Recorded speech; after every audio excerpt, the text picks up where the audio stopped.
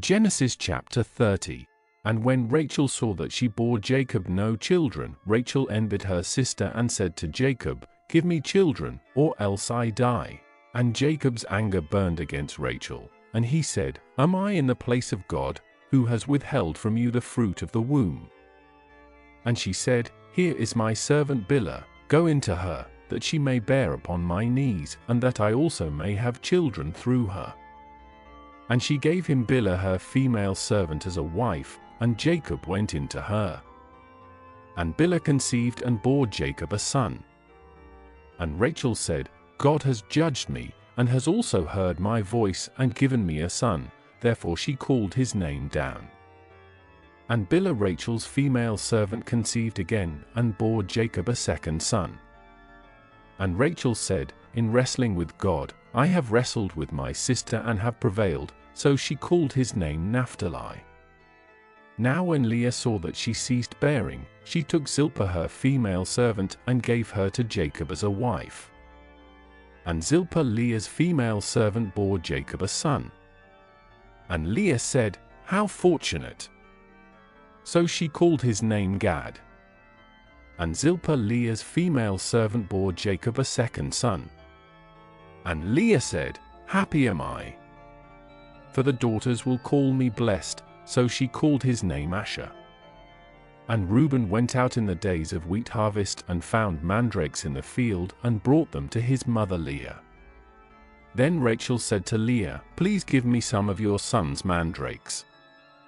And she said to her, "Is it a small matter that you have taken away my husband? And would you take away my son's mandrakes also?"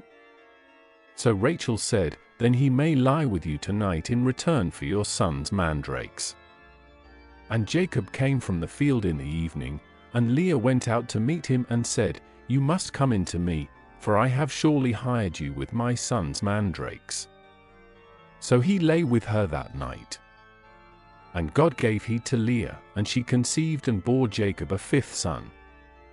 And Leah said, "God has given me my hire, because I gave my female servant to my husband," so she called his name Issachar. And Leah conceived again, and bore a sixth son to Jacob. And Leah said, "God has endowed me with a good dowry, now my husband will dwell with me, because I have borne him 6 sons, so she called his name Zebulun.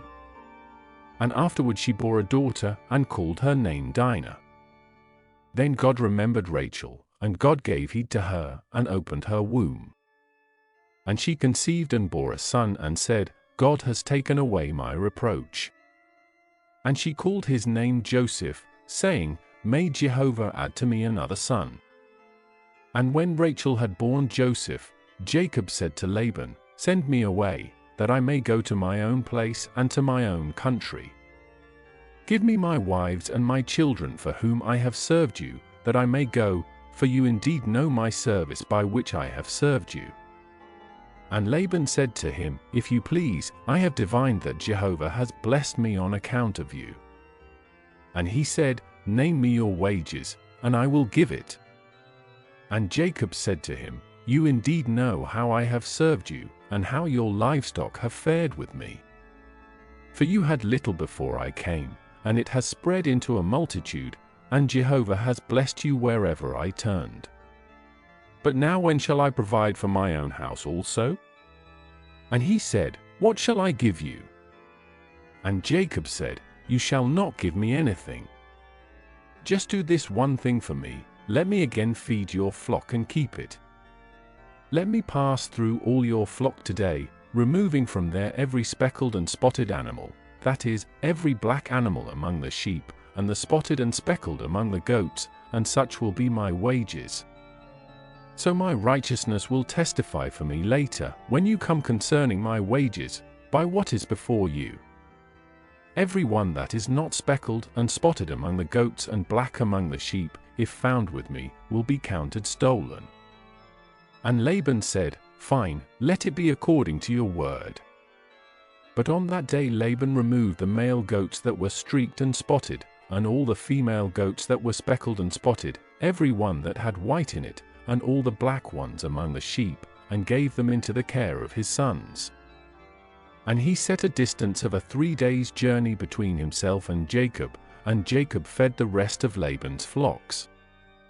And Jacob took rods of fresh poplar and almond and plane trees and peeled white stripes in them, exposing the white which was in the rods. And he set the rods which he had peeled in front of the flocks in the troughs, that is, in the watering places where the flocks came to drink, and they bred when they came to drink. And the flocks bred before the rods, and the flocks brought forth young that were streaked, speckled, and spotted. And Jacob separated the lambs, and set the faces of the flock toward the street, and all the black in the flock of Laban, and he put his own herds apart, and did not put them with Laban's flock. And whenever the stronger of the flock were breeding, Jacob placed the rods before the eyes of the flock in the trough, so that they might breed among the rods. But when the flock was feebler, he did not put them in, so the feebler were Laban's, and the stronger Jacob's. And the man became spread out exceedingly, and had large flocks, and female servants and male servants, and camels and donkeys.